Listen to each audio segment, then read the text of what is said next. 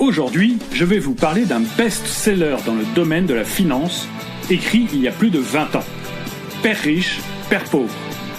Dans ce livre, Robert T. Kiyosaki nous transmet les leçons qu'il a reçues de son père riche afin de devenir riche à son tour. Je vous mets un lien dans la description pour acheter le livre sur Amazon. Robert a grandi sur l'île de Hawaï, où son père était professeur d'université. Son père n'était pas réellement pauvre, mais il ne vivait que de son salaire d'enseignant et ne cherchait pas à s'enrichir. Il disait d'ailleurs que l'argent ne l'intéressait pas et il n'en parlait jamais à la maison. Le père riche de Robert T. Kiyosaki était en fait le père d'un de ses camarades de classe, Mike, et il était propriétaire de plusieurs magasins. Le père biologique de Kiyosaki a toujours eu du mal à boucler ses fins de mois et laissa des dettes à sa famille. Alors que son père riche devint riche et laissa des dizaines de millions de dollars en héritage à sa famille. Les deux garçons étaient donc issus des classes moyennes, mais fréquentaient une école publique dans laquelle se retrouvaient tous les enfants riches de la ville. L'intérêt pour les questions d'argent de l'auteur du best-seller Père riche, père pauvre survint alors qu'il n'avait que 9 ans. Un jour, l'un de ses camarades invita pour le week-end, dans sa résidence secondaire, tous les élèves de la classe, sauf lui et son ami Mike. La raison en était simple, les deux garçons étaient considérés par leurs camarades comme pauvres. Robert T. Kiyosaki rentra alors à la maison et demanda à son père pourquoi il n'était pas riche. Son père lui expliqua que son salaire de professeur d'université ne lui permettait pas d'être riche, mais que si, lui, voulait devenir riche, il devait trouver le moyen de faire de l'argent. Robert T. Kiyosaki, qui n'avait jamais entendu cette expression, l'a pris au premier degré et commença avec son copain Kenny à fabriquer des pièces de 5 cents en plomb. Lorsque son père comprit que les deux garçons faisaient de la fausse monnaie dans la maison, il éclata de rire et félicita tout de même son fils pour son ingéniosité.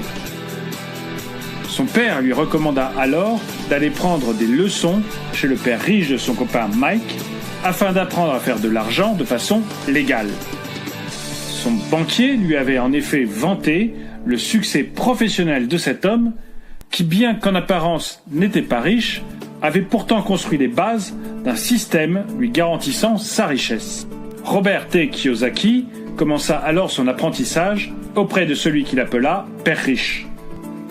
L'homme accepta de contribuer à l'éducation financière de Robert et de Mike et les embaucha pour travailler dans l'un de ses magasins 3 heures par semaine tous les samedis.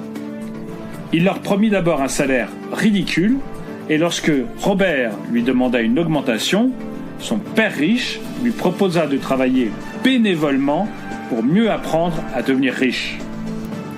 Évidemment, le jeune garçon tomba des nues et ne comprit pas immédiatement la leçon. Mais au fil du temps, tout devint clair. Un employé est à la merci de son employeur. Même s'il est bien payé pour son travail, il restera toujours dans une situation de dépendance. Lorsque Robert et son ami Mike se retrouvèrent sans salaire, ils pensèrent alors à d'autres moyens de gagner de l'argent.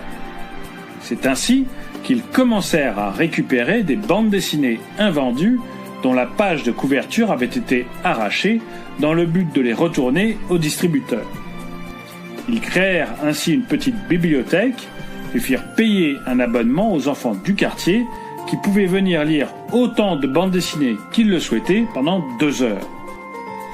Ils embauchèrent la sœur de Mike afin de gérer les entrées d'argent et de surveiller les enfants. Grâce à cette idée, ils gagnèrent 9 $ par semaine sans même avoir à travailler. Ils avaient compris la leçon et avaient commencé à faire travailler l'argent pour eux, à mettre l'argent à leur service. Pour devenir libre financièrement, il faut imaginer une façon de créer des revenus indépendamment de son travail. Robert Kiyosaki ne recommande pas de quitter son emploi, mais il explique que parallèlement à son emploi, qui sert à enrichir l'entreprise de quelqu'un d'autre, il faut aussi penser à s'enrichir soi-même. Le père riche de Robert lui expliqua que certaines personnes quittaient leur travail parce qu'elles estimaient ne pas être assez bien rémunérés. D'autres rester pour apprendre quelque chose. Le secret des gens riches est d'apprendre en toute situation. Robert Kiyosaki explique que la sécurité de l'emploi représentait tout pour son père pauvre et éduqué. Apprendre signifiait tout pour son père riche. Kiyosaki suivit le conseil de son père riche et travailla par la suite sur des pétroliers et en tant que vendeur pour Xerox. Ces expériences lui permirent d'apprendre beaucoup dans les domaines du commerce international, du management et de la vente. Il mit ensuite ses connaissances au profit de ses projets. L'origine de la pauvreté vient, selon Robert Kiyosaki, d'une méconnaissance de la finance. Le système éducatif n'enseigne pas les finances personnelles. Le sujet est tabou à l'école. En effet, l'école nous apprend surtout à devenir de bons employés, à obéir. Elle ne nous enseigne pas à apprendre ou à devenir indépendants financièrement. Et des parents pauvres ne pourront malheureusement rien apprendre à leurs enfants à ce sujet. Il faut donc se former seul ou auprès des gens riches. Kiyosaki différencie les couches sociales de cette façon. Le pauvre gère au jour le jour, les classes moyennes acquièrent des passifs, alors que les riches, eux, acquièrent des actifs qui généreront des revenus. L'erreur commise par la plupart des gens est de ne pas réellement connaître la différence entre un actif et un passif.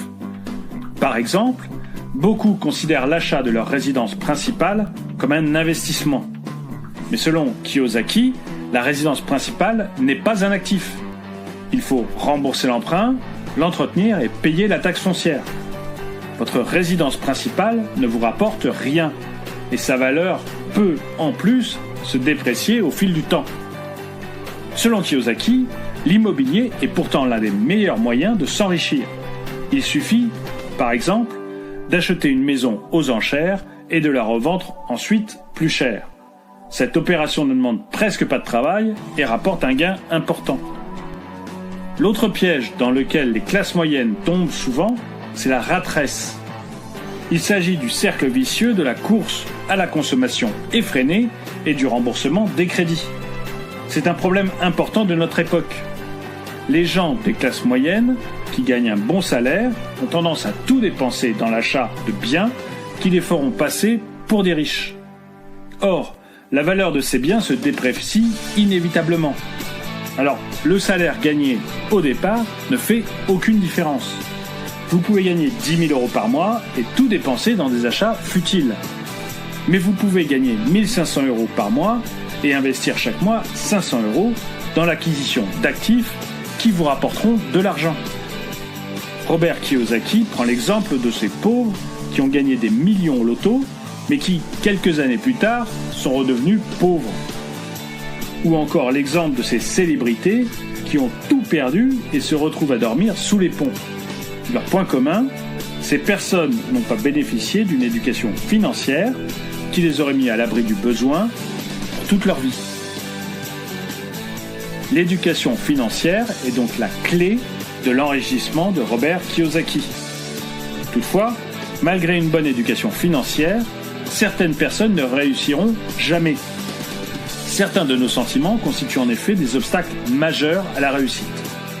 Ces sentiments sont la peur, le scepticisme, la fainéantise, les mauvaises habitudes et l'arrogance.